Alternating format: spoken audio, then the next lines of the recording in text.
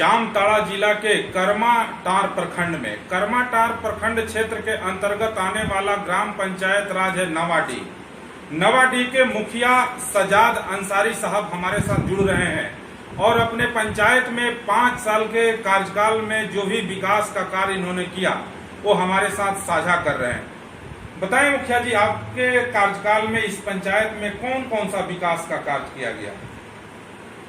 सबसे पहले तो मैं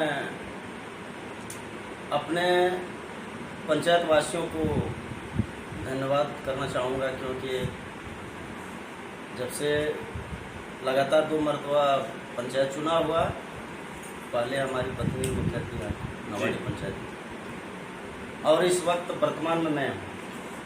ख़ास तौर पर हम अपने पंचायत वासियों को तो कभी गरिमा नीचे नहीं करेंगे, क्योंकि हम जैसे नाचीज को 2 मरतबा जी मौका या किसी गरीब को सेवा करने का मौका जैसे हमको दिया है, और मैं अपने कार्यकाल में 24 घंटा लगातार मेरा प्रयास यही रहा है कि हमारे पंचायत किसी भी चीज़ से, चाहे विकास के लाइन से हो, चाहे वृद्धा पेंशन के लाइन से हो, या विधवा पेंशन के लाइन से हो, या शिक्षा के लाइन से हो, हर एक बिंदु पर लगातार मेरा प्रयास रहता है कि 24 घंटा हम जनता के हित के लिए काम करें। और मुझे बहुत एक अपने आप को खुशी महसूस होता है कि हमको मौका मिला है, और इस मौका को हम गंवाएं नहीं, तन मन धन से हम अपने पंचायत के लिए मेहनत करें और अपना काम करें। और मैं अपने पंचायत वासियों के लिए ये भी पैगाम देना चाहता हूँ कि जिस तरह का ये कार्यकाल के दौरान में एक लॉकडाउन जो कभी भविष्य में पूर्वज ने नहीं देखा होगा, हम लोगों ने देखा, और देखने के बाद दुख इस बात की हुई कि सरकार द्वारा हम लोगों को एक सैनिटाइजर के लिए 1 रुपया आवंटन प्राप्त नहीं किया गया। इस चीज़ से मैं काफ़ी दुखित हूँ सरकार से। लेकिन हमारे पंचायत में लॉकडाउन के दरमियान में कोई ऐसा व्यक्ति नहीं जिसके घर हम ले जा करके सैनिटाइजर या मास्क नहीं वितरण किए हैं। चाहे जो हमको करना पड़ा, अपना ज़मीन बेच करके करना पड़ा, या हमको कोई सामान घर का गिरवी रख करके करना पड़ा, लेकिन हमने किया और अपने पंचायत के लोगों को जरा सा भी महसूस होने नहीं दिए। और पूरे 1450 हमारे पंचायत के अंदर में 1450 जो चूल्हा हम लोग बोलते हैं परिवार, उन तक हमने अपने वार्ड सदस्य के द्वारा या विभिन्न गांवों से गणमान्य लोगों के द्वारा, हमेशा मेरा प्रयास पूरे लॉकडाउन में रहा कि किसी हमारी पंचायत के अंदर में ऐसा ना हो कि किसी घर चूल्हा ना जले और हम चुपचाप अपने घर में बैठे रहें। इसका मेरा प्रयास रहा, और पूरे लॉकडाउन में ऐसा स्थिति आने नहीं दिए। और लगातार हम अपने लॉकडाउन के दरमियान में 50 कुंटल अभी तक हमने चावल वितरण किया हूँ, और राशन भी कई राशन हमने ले जा करके पहुँचा। उसके दरमियान में ईद, बकरीद, ढेर सारे त्यौहार भी आए, सब में हमने सेवा भी किए हैं।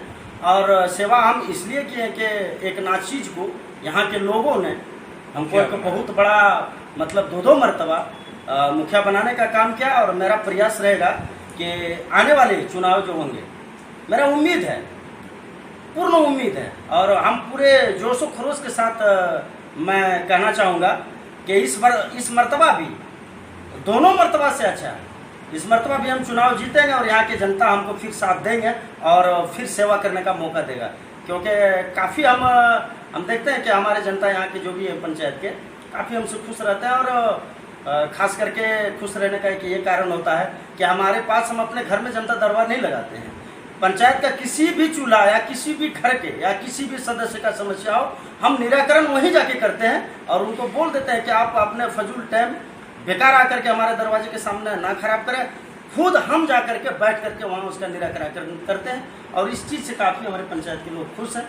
रही सवाल विकास का, सरकार का जो राशि 14वीं वित्त हो जी, तो 14वीं वित्त का जो भी आवंटन हमको मिला है, अपना इच्छा के मुताबिक जो ग्राम सभा पारित करते हैं, बिल्कुल उन्हीं के हिसाब से हमने पूरे पंचायत के अंदर में, हमारे पंचायत में एक भी आपको गली ऐसा नहीं मिलेगा जिस गली में चापाकल का पानी बहता हो, या फिर उस गली में पीसीसी सड़क ना बना हो, और पूरे पंचायत में ऐसा नहीं है कि जहाँ 10 घर हो और वहाँ चापाकल ना हो, ऐसा स्थिति बिल्कुल नहीं है।